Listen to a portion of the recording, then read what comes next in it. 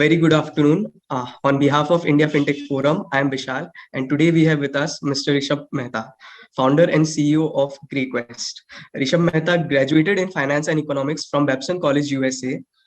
Prior to founding GreyQuest in 2017, Rishabh was responsible for driving new businesses at Refex Energy, a solar EPC company. Hello, sir. Welcome to our FinTech Leadership Hi, Series. hi Vishal. So we'd like to know what does GreyQuest do and how does it create value in the education system? Yeah. So effectively, traditionally in education in India, right, there are two types of institutions, private education institutions and public institutions, right? They've historically, traditionally always accepted fees from parents and students in some sort of a lump sum payment structure, right? Pay 2 times a year, pay 3 times a year. If your fee is, let's say, 1 lakh rupees per annum, you pay 40,000 rupees upfront and, another big lump sum 3 or 4 months later, right? What we're doing is bringing affordability and accessibility to education payments in the country, right? Across the entire spectrum of education, right? Starting from preschool, schools, colleges, higher education, and even edtech, right? Now, effectively, what it translates into is giving a parent and a student or a student an easy, simple monthly payment plan to help them pay for their education and in turn help them access the best possible education that they could possibly get, right? So it's really the affordability and accessibility quotient that we are trying to solve for on the consumer side. At the same time, it also results in a lot of solutions for the education providers for whom fee collection and cash flow management becomes better through our product. So as you mentioned that earlier you had to pay a lump sum amount. So what did you identify? Like how were the Indian parents financing the ever rising education spending on the children? Yeah. So, one interesting point there is an average family spends 12% of their annual income on one child's school fee, right? If they have, let's say, multiple children in the home, that spend can very quickly accelerate to almost 25% of their annual income, right? For this Indian family, right, they're very, very aspirational for their children's education, right? They're spending almost anywhere between 12 to 25% of their annual income, which is one of the single largest expenditures. Now, traditionally, what has always happened is, this is it's not a discretionary expenditure, it's almost a staple expenditure. How parents have financed it is by saving for a lump sum payment that they know is due to the school or the college in a particular time, or if that saving has not materialized, then accessing informal or formal credit, right? Informal credit through various informal mechanisms, or formal credit through a personal loan through a bank or credit card, or any of those means, right? One other alternative here is also just going to their education institutions and asking for concessions, right? Asking for a more flexible payment plan, etc. And typically education institutions have also tried to accommodate those requests, right? So fundamentally, that's how a typical family pays for their children's education. It definitely is a cumbersome or experience for them. This Indian family today, think of any other large ticket consumption item that they buy, right? Whether they buy a home, whether they buy a car, whether they buy a TV, whether they buy a mobile phone, or even a electron or high ticket e-commerce item, right? They always have an option to pay for it in monthly payments, right? We are bringing that same option to them for one of the largest expenditure categories for them, which is education. So that's where our product and our company really comes into play. So again, coming to the education spending question, how is education spending evolving for Indian families across the social economic pyramid across both the K-12 and higher education ecosystems? So the spend is, two, three things are happening here. Let me take one step back, right? What does the education ecosystem look like? Let's take schools for an example. There are fundamentally 4 types of schools in the country, right? You have, your government schools, which really account for the biggest chunk of enrollment, which is, and it's free of cost for parents, right? And then one level above, you have a segment which you call as, or which we refer to as affordable private schools, right? These are schools where annual fees is up to 25,000 rupees an annum, right? And then one layer above that is something called an aspirational school, right? Which is your entry level CBSE schools, English medium schools, all of those schools. And then at the top level, you have your premium school segment, right? Which is fees above 60,000 per annum, right? One very strong undercurrent in the economics or socioeconomic landscape here is the intention to migrate, or to upgrade the school that the children are studying in, right? So there is a very strong economic migration from, let's say, a entry level, a government school. The parent will want to, have a very strong aspiration to move their child to a entry level, affordable private school, right? Then, and that aspiration continues to grow higher, right? Move my kid from an affordable private school to a, let's say, a CBSE school, right? And then CBSE to international, right? So that, sense of migration, economic migration, is very strong. And that's where the landscape of expenditure is also rising, right? As people aspire for better and better quality education, the amount of their household income that they're spending is also increasing commensurately. So similar economics at play in the higher education segment as well, where, instead of sending children to a local school or college, a lot of parents today are deciding to send their kids to a highly ranked private university, or even overseas for education, right? Because they understand, or they perceive that education will have a higher value for their child, and the expenditure on that is significantly higher than any local government college would have. So as you said, all the parents wants to get their children the best education possible. So how is fintech companies helping the parents to pay for their education in a more convenient, affordable, or accessible way? Like, could you please elaborate more on that? So, here what happens is, now let's say I'm a parent and I've decided to send my child to, a premium school in the city, right? The premium school in the city will have a certain amount of admission fees, let's say for 50,000 rupee admission fee. And if they have a 1 lakh rupee annual fee, I'm supposed to pay almost 30 or 40% of that upfront, right?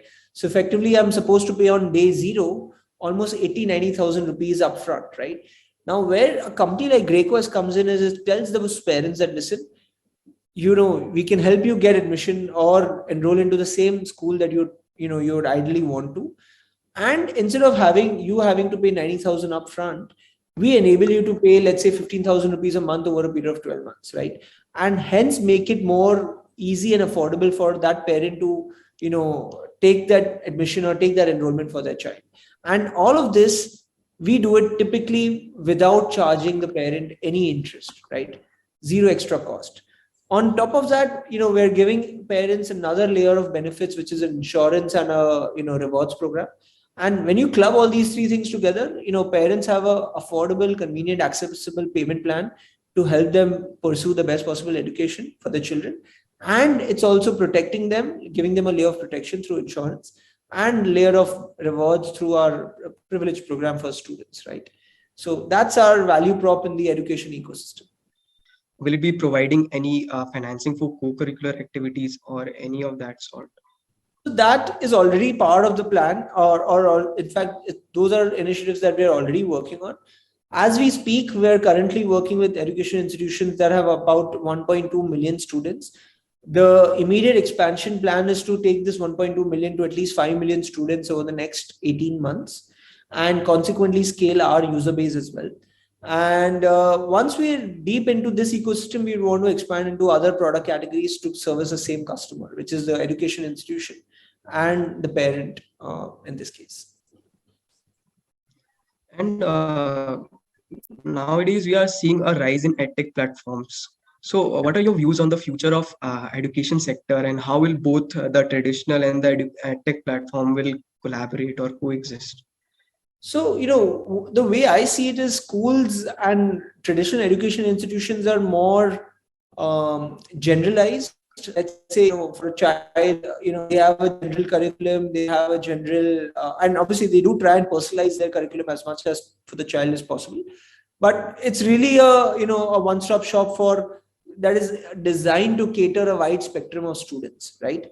Where edtech platforms come in and where they really thrive is on a very particular niche, and helping students and parents, helping their children and parents and students to go deep in a very particular niche. Like, let's say a student loves music, right? There are edtech platforms which really go deep and give a state-of-the-art experience tailor-made for music, right? Which an individual school or a university may not be able to do, or may not find it worthwhile to do, right? And that's where edtech is really the mainstream. It's taking individual niche hobbies such as science, such as math, such as coding classes, as we all see, and it's helping them. These activities go mainstream across a wide spectrum of students, right? Students will be able to get access to a deep product in a particular niche that their school may not be able to give, right? And that's where edtech and both traditional education institutions and edtech companies really combine in terms of their influence. Both will coexist for sure. One can't do away without one can't do away with a school need, but at the same time, as the tastes and preferences of the Indian consumer, they will want deep and specific activity focused for their children, which a one-stop shop school may not be able to provide them. Coming to my next question, we have seen in India that in the past 2-3 years there is a rise in fintech platforms. So, what is your views on the long-term sustainability of these companies? Fintech is effectively, the core of fintech is creating taking financial products and services, customizing them to meet a particular customer segment or geographic segment or economic segment of customers, and enabling that segment to access a financial services product or a service, right? A financial product or a service in a frictionless, hassle-free manner, right? That's the goal of fintech, right? Banks are, once again, they are a one-stop shop, right? They will not cater or they will not tailor make your experience for a particular product or service, right? And that's why really fintech comes in, and they create these customized onboarding and servicing platforms which can cater to a wide variety of different sub-segments of the Indian consumer, right? And they'll do it in a way where they coexist with banks. I'm not sure if any fintechs, or most fintechs rather, they don't aspire to replace the bank. However, they aspire to use the advantages and the strengths of a banking layer, and deliver that same good or product in a much better customer friendly and frictionless manner to a particular end user subsegment that they are focusing on, like we are focusing on education. So that's the way I see fintechs and banks coexisting. This brings me to the last question. What are your learnings from the journey, and any advice that you'd like to give to the young entrepreneurs?